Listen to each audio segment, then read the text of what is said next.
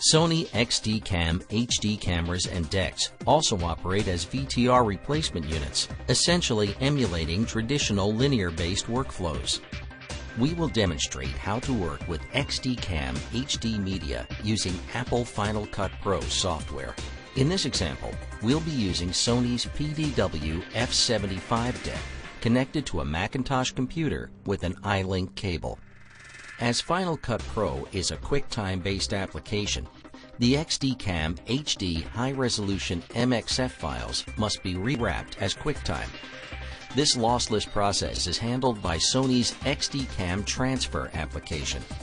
You can download Sony XDCAM Transfer on our website at www.sony.com/XDCAM. XDCAM Transfer serves many functions, including clip preview, logging, media management, and rewrapping to QuickTime. Although XDCAM Transfer may be used as a standalone application, here we will demonstrate XDCAM Transfer functioning as a plug-in to Final Cut Pro. To begin, insert your XDCAM professional disc into the deck. Open the Final Cut Pro application and create a new project or open an existing one. For best performance, the project resolution and frame rate should match the majority of your media.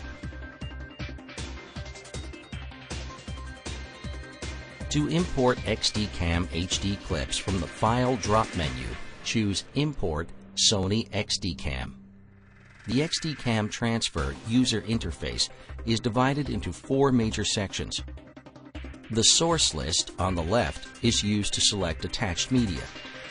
The thumbnail and list view pane displays clips based on the selections made in the source list and is used for clip preview and import to the Final Cut Pro application. Note that clips may be displayed either as thumbnails or in a list with flexible sorting options.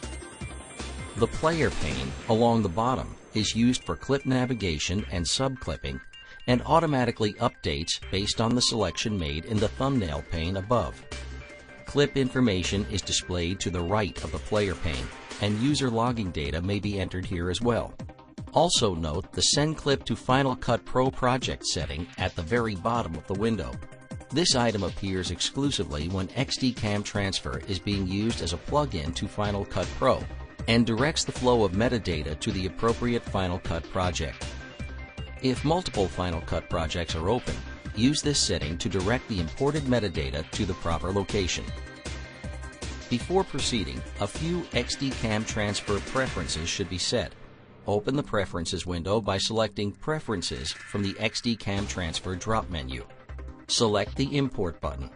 Use the Choose function to select a suitable location on your media drive for the high-resolution files, typically the same as your Final Cut Pro Capture Scratch. Now click the Cache button. If Automatically Fetch Proxies is checked, proxy data will be downloaded as soon as a disk is mounted. Now choose a location on your local drive for XDCAM proxies to be stored. A dialog box will open saying the application will quit and have to be relaunched once the new location is set. High-resolution clips may then be imported to Final Cut Pro individually or as a batch. To import a single clip, click on its thumbnail, then click the Import button. The file is transferred to the import location chosen earlier and an entry made in the Final Cut Pro browser. To import multiple clips, press Shift or Control as necessary to select clip thumbnails, then click the Import button. As before, the files are transferred to the import location and entries made in the Final Cut Pro browser window. To import all clips for a selected volume, press and hold the Option key while clicking the Import button. As an alternative to importing the entire length of a clip, XDCAM Transfer supports the creation of one or more subclips. To create a subclip, scroll to a desired endpoint, press the I key, or click the Endpoint button. Scroll to a desired outpoint, press the O key, or click the Outpoint button. Note the subclip entry in the information pane. Also note that the full clip is automatically deselected for importing. To add additional subclips, click the plus button and make additional in-point and out-point designations. During import, only the checked items will be transferred, saving both time and disk space. You are now ready to edit. For export, Final Cut Pro software supports the writing of XDCAM native sequences to XDCAM professional disk media. Before exporting, Final Cut Pro's audio output sequence settings must be set as dual mono. To do this, select Settings from the Sequence drop menu. Select the Audio Outputs tab. For each group of outputs, select the Dual Mono Radio button. Click OK to save your changes. Select Export Sony XDCAM from the File drop menu. XDCAM disk should now show up as a destination. If not, click Choose and click on XDCAM disk. Click Choose again. Now choose the format of the exported file. Please note, if you are adding the file to a disk with existing media, the format of the exported file must conform to the format of the media on the XDCAM disk. When working with XDCAM native clips in an XDCAM native sequence, disabling the Recompress All Frames option may significantly decrease the time it takes to render.